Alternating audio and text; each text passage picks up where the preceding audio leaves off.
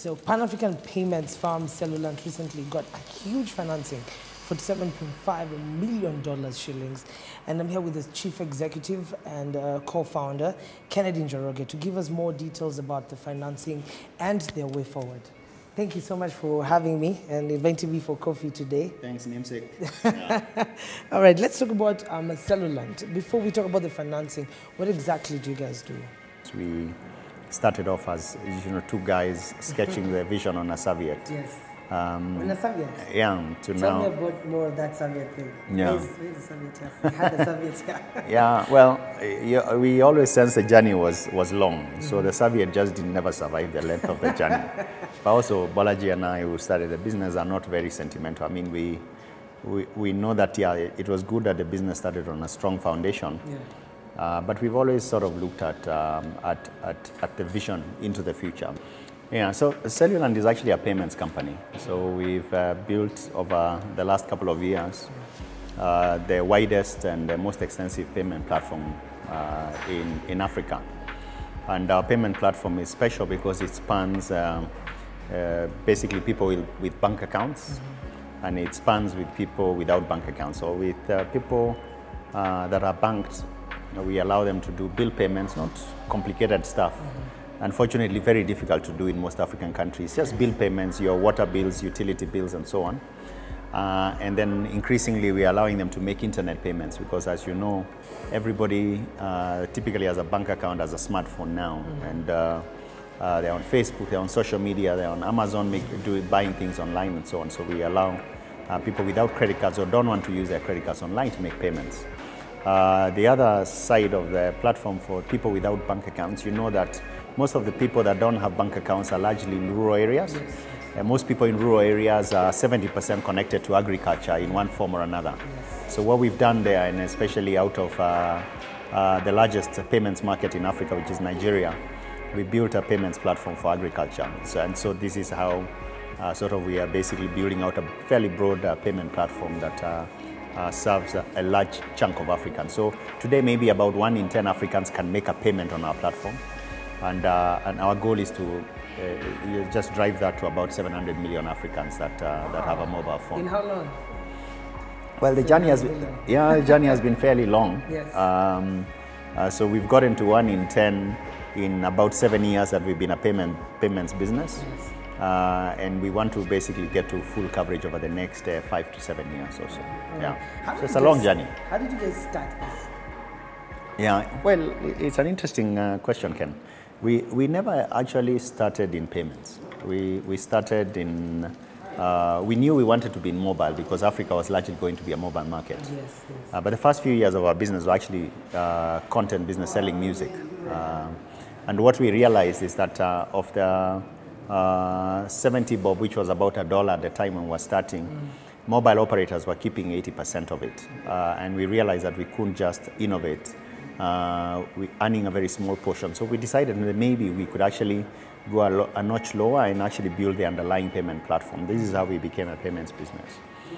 So we've been doing this for quite a while, and innovating on services really for a broad range of audiences. So customers that are very well educated, highly sophisticated, and also customers who traditionally have not had access to financing, they have not had access to payments and banking and so on and so forth. This is a really broad spectrum. So this is how we got into this journey. All right, you've been in business for 15 years. You recently did an anniversary. What are the major challenges that you faced through the years? Yeah. Okay, yeah, I think the business has faced a couple of challenges, at different stages of our growth. Some of them are more or less consistent. Some of them have changed as the nature of the business has changed. So in the early years, sketching a business of a serviette, one of the most critical challenges was obviously getting the business financed. I mean, we basically came to the business with only ideas. Yeah. And banks did not provide financing. The investor networks on the continent were not there. So I would say by far the most difficult challenges in the beginning was actually access to capital. So we overcame those largely through investments by some of the early customers, some of the early partners, and some of the early staff members. So people basically sort of invested by foregoing salaries and so on and putting their time and effort and reputation to sort of build the business.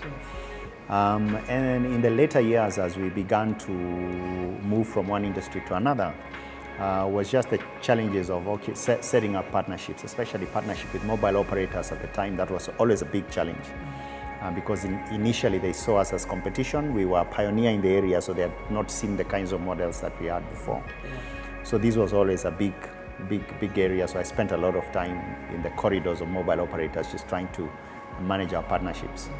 And then later, the challenges of sort of growing. So a rapidly growing business that had dedicated its DNA to doing business in a certain way, right? You know, we say that values are generally expensive, especially when you want to live them, right? So we wanted a business in Africa by Africans. We wanted a business that wasn't founded on corruption and so on and so forth. So we said no to a lot of interesting projects that where people wanted to be bribed. We just don't do it. And so that means then you've got to be a little bit more patient.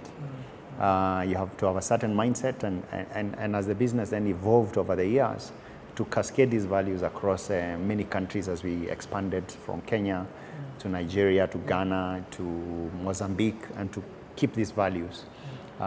This was always a daily job and doing. So this basically the span of running a business across multiple markets became the challenge.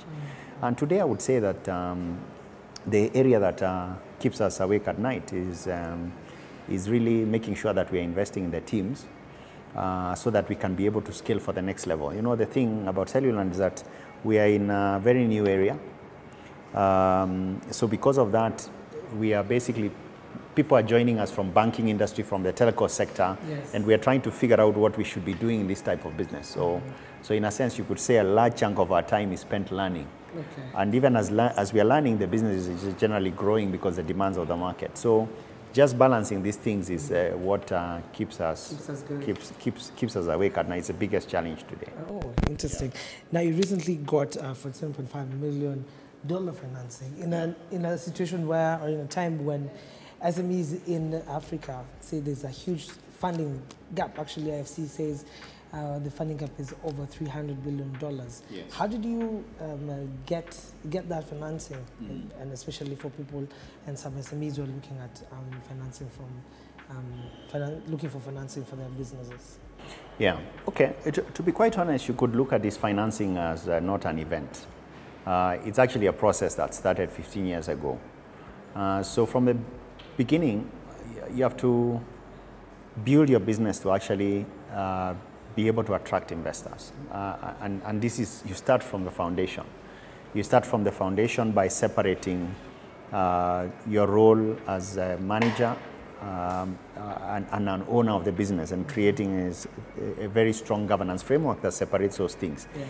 So I could say that we did this from day one. And the moment you do that, and you run your business in a certain way, you hunt for talent. When talent finds a well-governed business, then they stake their careers on you and so on. So very early on, we attracted a very good pool of talented people very early, and who invested a lot in the business. And also, to be quite honest, we also shared a lot of the ownership of the business to much a wider group just beyond the two founders. So over time, because of that foundation, then it always was easy for investors, and this is the third round of investment, for them to come in, and typically investors invest fundamentally in a good business, in a good market, and a proven management team, and of course a business that has good reputation and very good foundation. So I would say that the process of actually attracting this kind of capital started from the foundation. The sort of final leg, the final lap of basically putting pen to paper was a 24-month journey. Where we basically went out to about 60 investors across the world. I did, I think, about 400 presentations in that period of time, and traveled a lot. From South Africa to London to the US. Why we connected with this particular set of investors was mainly, so funds, they are highly experienced technology investor with a very good track record globally. They were obviously attracted to the business because we are in the payments business, and we've built a unique platform that cuts across multiple countries in Africa. So the nature of investment, came together because of this this particular combination of things. Of course, the negotiations were tough. With investors looking to get value and us looking to get value. But in the end, we've really got a good partnership on the table. What we intend to do is that so we've got existing customers, existing partnerships that still have a lot of potential. And to unlock this potential, we basically need to enhance the skill sets that we have. So most of the investment is largely people, growing certain skill set areas, investing in existing customers in some of the existing territories to actually unlock the potential for the foundation we have built. So that's most of the investment is actually going in these areas. All right. Are you planning to enter into other markets? Yes, I think there is certainly a couple of markets that are interesting for us. Northern Africa, we don't have presence there. So markets like Egypt and so on are very interesting markets. In the Southern Africa region, we are in and around South Africa, but we are not in South Africa itself. So that's a very interesting market to get into. And in the Western Africa region, we are missing in the Francophone area. So a couple of the Francophone markets, Senegal, Ivory Coast, and Cameroon, these are interesting markets. So we hope over the next couple of years to cautiously go into these markets when we find good opportunities. Any plans of listing at the either NSE or in Nigeria? I think always this is I would say the most important question that everybody asks me is like, when are we going to buy Cellulants shares? Yes. And I think if you look at how the size of the payments business, you certainly see that it's a market opportunity that you could actually build a business that could be listed in the stock exchange. Now, at what point and which stock exchange, to be precise, is anyone's guess. I have no idea which ones can be. But I think when you build the business across multiple markets, spanning from Nigeria to Nairobi and then eventually to Cairo to Joburg, then you can have a significant set of options about where to list. On the continent, outside of the continent, it's an attractive enough business for it to be able to attract any kinds of investors on any stock exchange. So our goal is to make sure that over the next 5-7 years, we really build a good business on the continent. So and if we do that, in the next 5 to 7 years? Yes, watch this space. I think listing is certainly a huge possibility. All right.